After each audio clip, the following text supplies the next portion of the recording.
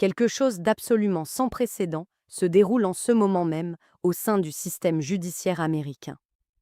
Et si vous pensez avoir compris l'ampleur de cette crise, détrompez-vous. Ce que je vais vous révéler aujourd'hui dépasse tout ce que les grands médias osent reconnaître. Nous approchons dangereusement des 8000 juristes et employés du département de la justice qui ont soit démissionné, soit été poussés vers la sortie. Oui, vous avez bien entendu, 8000 personnes. Pour vous donner une idée de cette hémorragie, c'est comme si une ville entière de professionnels du droit disparaissait du paysage judiciaire fédéral américain. C'est l'équivalent de vider les bureaux de plusieurs gratte-ciel new-yorkais de leur personnel qualifié. Imaginez un instant ce que représente cette perte. Ces avocats ne sont pas de simples fonctionnaires remplaçables, ils sont les gardiens des procédures, ceux qui connaissent les dossiers sur le bout des doigts, ceux qui ont passé des années à bâtir des affaires complexes contre la criminalité organisée, la corruption, le trafic d'êtres humains. Leur départ n'est pas qu'un simple changement de personnel, c'est l'effondrement méthodique d'une institution centenaire. Et ce n'est pas une exagération de ma part. Les tribunaux fédéraux à travers tout le pays témoignent de ce chaos. Des juges fédéraux, qu'ils aient été nommés par Trump lui-même, par Reagan, Obama, les Bush, Clinton ou Biden, tous, sans exception politique, expriment leur profonde frustration face à l'incompétence qui règne désormais au sein du département de la justice. Notez bien que je parle ici de frustration judiciaire ou pas d'opposition partisane. Laissez-moi vous expliquer ce qui se passe concrètement dans les salles d'audience.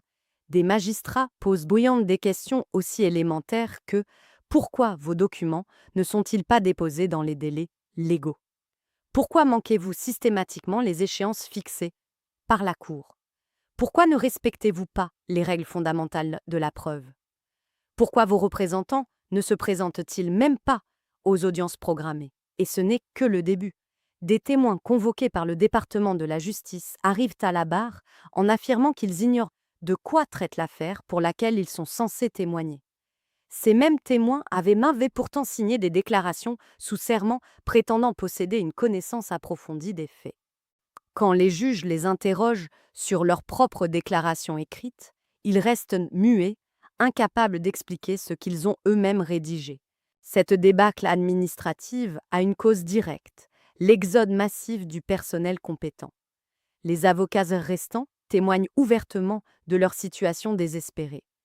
Ils déclarent aux tribunaux « Nous sommes débordés, nous manquons de personnel, nous n'avons reçu aucune formation adéquate pour gérer ces dossiers complexes. » La semaine dernière encore, nous avons découvert que le département de la justice doit maintenant faire appel à des avocats militaires du JAG, le corps juridique des forces armées, parce qu'il n'y a tout simplement plus suffisamment d'avocats fédéraux civils disponibles pour traiter la charge de travail quotidienne.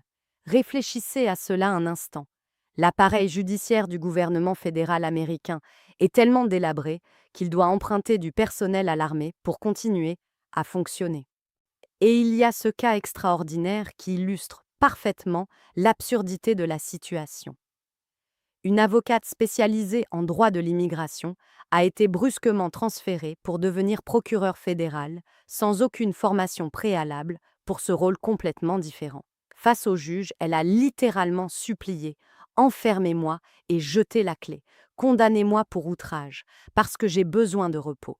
Je ne sais pas ce que je fais. Je n'ai pas été formée. Je fais de mon mieux, mais la désorganisation est telle que nous avons des centaines de personnes emprisonnées que les tribunaux ont ordonné de libérer. Et nous ne pouvons même pas traiter les pétitions d'habeas corpus nécessaires à leur libération. » Pensez à l'horreur de cette déclaration. Des êtres humains croupissent derrière les barreaux dans ce qui ressemble à des camps de détention, alors que la justice a ordonné leur libération. Mais le système est tellement paralysé qu'il ne peut même plus exécuter ses propres décisions. ProPublica a publié des lettres déchirantes d'enfants détenus qui écrivent « Je crois que l'eau nous rend malades. Nous n'avons pas de nourriture. Et quand on nous en donne, elle nous rend encore plus malades. Il n'y a pas assez d'avocats pour traiter la paperasse administrative permettant la libération de personnes injustement détenues.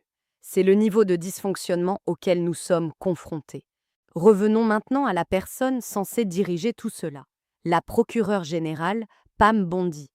Son témoignage devant le comité judiciaire de la Chambre des représentants a été, pour employer un euphémisme, catastrophique.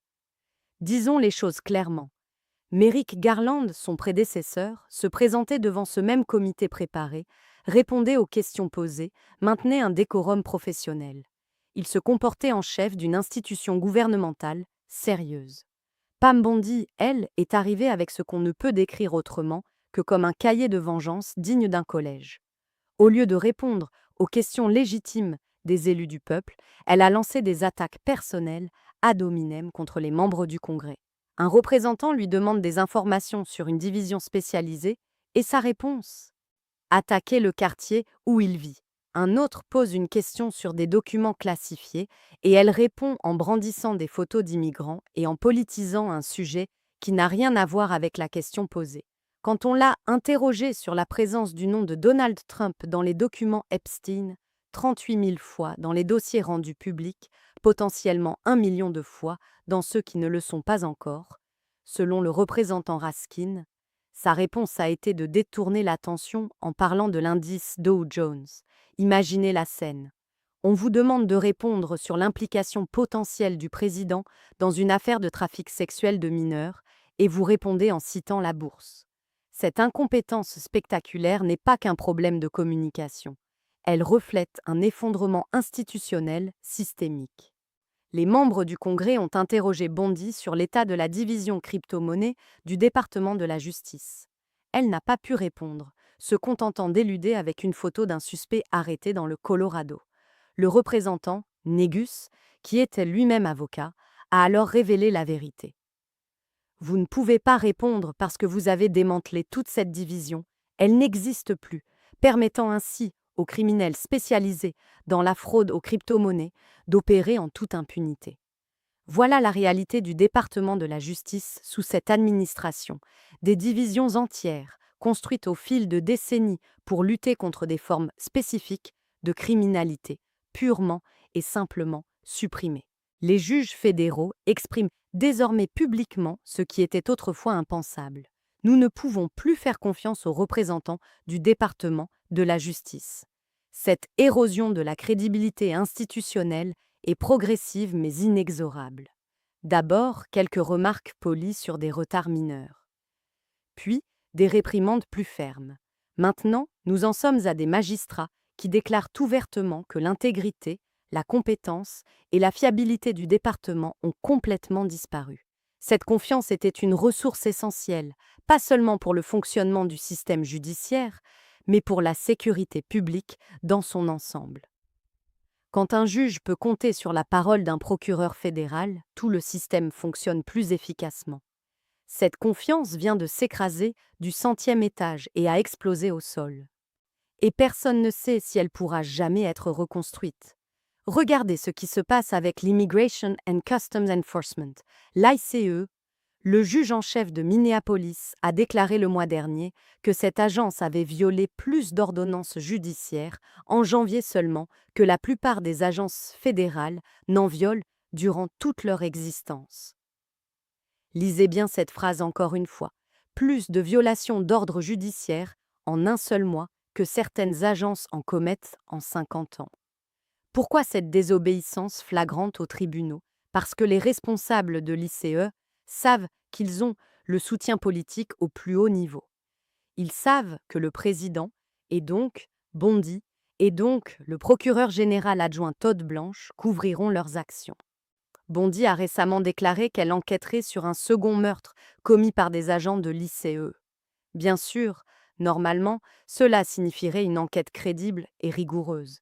Mais après tout ce que nous avons vu, qui peut encore croire en la sincérité de cette promesse? Le message implicite qui circule dans les couloirs du pouvoir est clair. Ne vous inquiétez pas des tribunaux, foncez, cassez ce que vous devez casser, nous vous protégerons. Et c'est exactement ce qui explique le comportement de Bondi. Elle se comporte comme une personne agressive et incompétente parce qu'elle pense que c'est ce que son chef suprême attend d'elle. Cette dynamique explique également pourquoi le département est devenu l'ombre de ce qu'il était. Cela explique la destruction totale de crédibilité devant les tribunaux. Et cela explique pourquoi le département doit représenter une agence, l'ICE, qui se moque complètement du droit et des décisions judiciaires. Tous ces éléments sont interconnectés. Ce n'est pas une série de problèmes isolés, c'est un effondrement systémique orchestré depuis le sommet. Et rien n'indique qu'un quelconque adulte responsable va prendre les commandes du département de la justice. La situation ne peut donc qu'empirer. Nous approchons rapidement du moment où il n'y aura littéralement plus personne pour représenter le gouvernement fédéral dans certains tribunaux. Le district du Minnesota pourrait bientôt se retrouver sans un seul procureur fédéral disponible pour gérer les affaires quotidiennes. Voici donc où nous en sommes, un département de la justice vidé de ses compétences, dirigé par une personne qui préfère les attaques personnelles aux réponses factuelles, soutenant des agences qui violent ouvertement les ordres des tribunaux, est incapable d'assurer les fonctions les plus basiques de la justice, comme traiter les libérations ordonnées par les juges. Ce n'est pas une opinion politique, ce sont des faits observables, documentés par les tribunaux eux-mêmes, par les témoignages des avocates restants, par les chiffres d'attrition du personnel, par les déclarations publiques des juges fédéraux de tous horizons politiques. La question qui se pose maintenant est simple. Combien de temps un système judiciaire peut-il fonctionner quand l'institution censée défendre la loi devant les tribunaux ne peut plus remplir ce rôle fondamental? Les prochaines semaines nous donneront peut-être la réponse à cette question que personne n'aurait imaginé devoir poser.